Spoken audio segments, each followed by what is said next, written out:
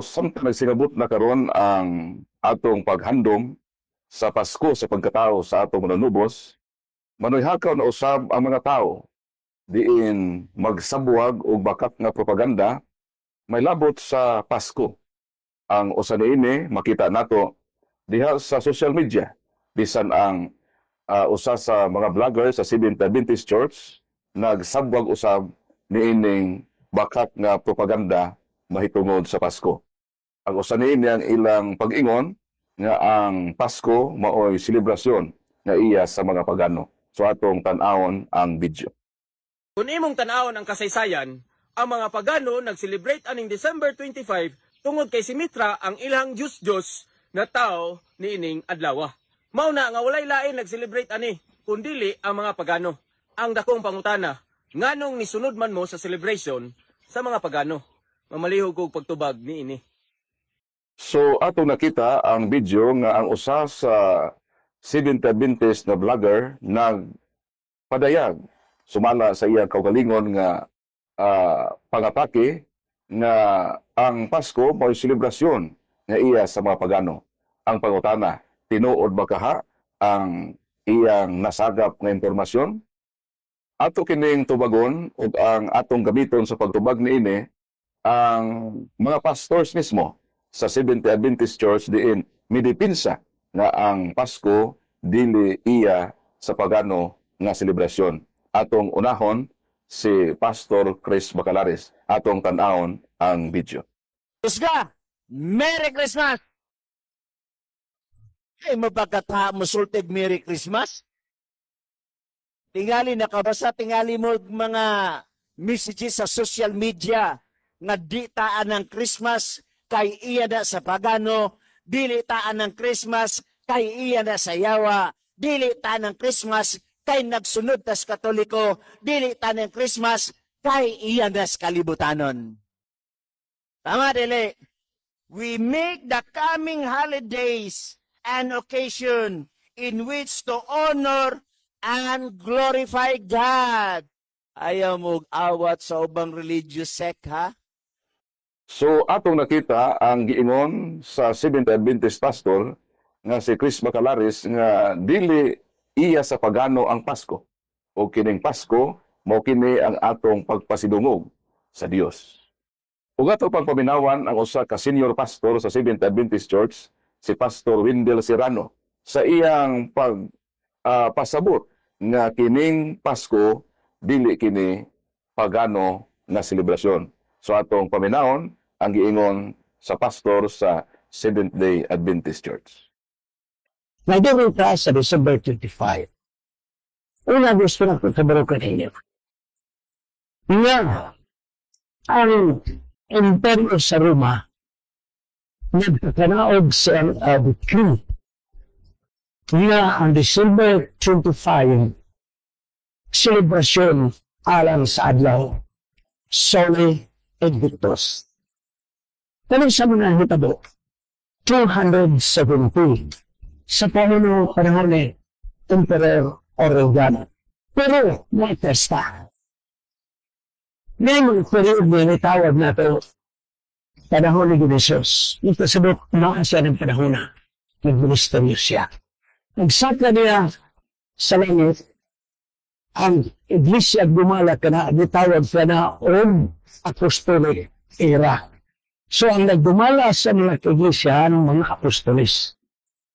Sa diya ang nangamatay ang mga apostolis, usag-usa, one by one ang namatay. O ang katapusang namatay mo si Juan, pagkamatay ni Juan, ang nag-asikaso sa mga simbahan ng Kristiyano, di tayo karag post-apostolic era. Sa ito pa, patos na ang mga apostolis. Kung atong panahon mga kaibigan, si Theophilus, isa ka leader sa simbahan ng Kristiyano, na tao sa 115 o namatay sa 180, nagsulat na daan siya na ang mga Christian nag-celebrate sa December 25. Nagpahinunod sa pagkatao ni Kristo. So, post-apostolic era. Buwan po sa unahan, Sabto mga kaigsunan, mo to si ako dengan nga si Theophilus, mga kaigsunan. Ito lang. Ang usan ini mga kaigsunan, mo ang isa ka post-apostolic gahapon nga leader na nagahatag ka na to o pagpahibalo nga di-celebrate o sa mga Christian. Natao siya 117 taon ngadto sa unahan. Siya gikan kang John og ang tanong ni John mo si Polycarp og si Polycarp doon ay tinuna sa Irenaeus og sa Irenaeus mo ni ang iyang tununan karon nato ginastutan. Siya sa nagpahibalo ng Christian dugay na nga nag-celebrate sa December 25 panungod sa adlaw sa pagkatao ng Jesus. Sa itong nakita, na kano sa lang giadaptar sa Imperyo sa Roma nga pagano, 274 AD. 274 AD. Pagano kini na Roma sa Imperial Coast. Parigan. Nagpasama na pinatong sa mga tuwing una nag-decree ang mga hari nga celebration sa December 25 paganood sa ayaw sa adlaw yung Christian daan na nag-celebrate. Therefore, ang Christian wala magkopya sa pagano sa December 25. Ang pagano mo inikopya sa December 25. Nga naman, sa wala pa si Aurelian mag-decree na December 25 alang sa panunod sa adlaw, ang ilang Krista sa adlaw, August 9 o August 29. Pero kanakita na naman siguro na mas bigo man ang December 25. So yung usab ang December 25 na alang sa pista sa adlaw. But remember, ang pagano mo inamukwa sa Christian. Bili ang Christian mo inukutwa sa pagano. Therefore, December 25, dili pagano mga kaigsunan. Therefore, December 25, dili pagano mga kaigsunan. Therefore, December 25, dili pagano mga kaigsunan.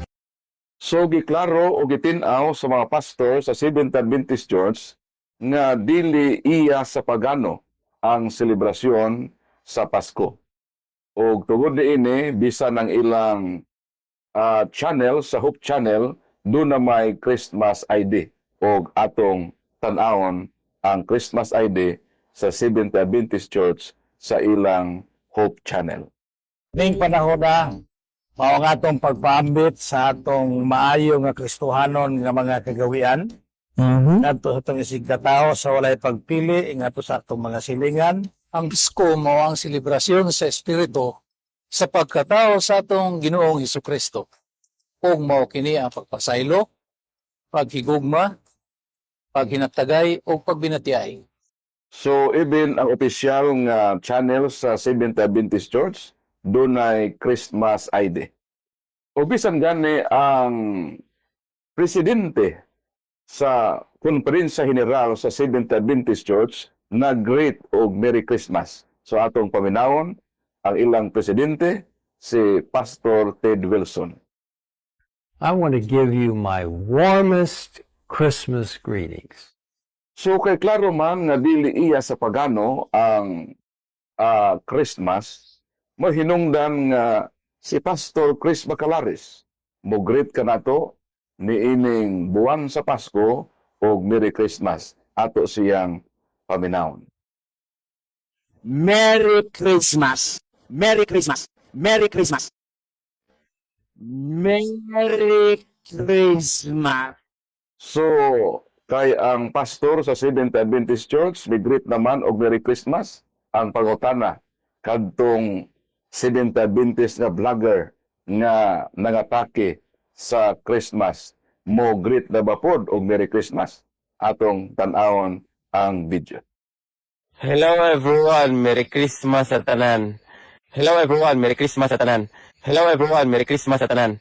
Hello everyone, Merry Christmas sa tanan.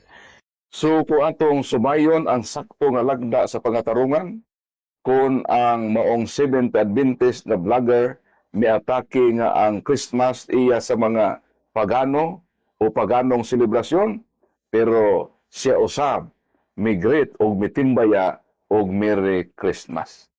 Sumakigsuunan, dili iya sa pagano ang Pasko, kay ang sentro sa atong selebrasyon ato mang gihandom o gipasidunggan ang Ginoo nga atong manunubos nga siya na tao aron sa pagluwas kanato. Mao nga niining umaabot nga Pasko, ako usab mutimbaya kaninyo, malipayong Pasko sa paghandom sa pagkatao sa atong manunubos.